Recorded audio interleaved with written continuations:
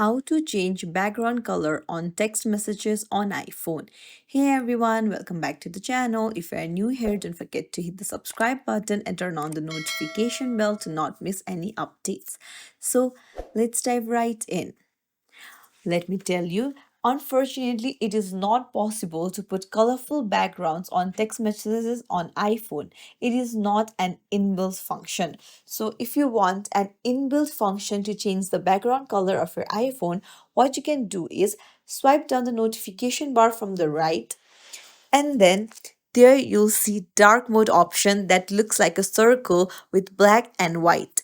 Tap on it, and then once you tap on it, you can see that the background has changed to black.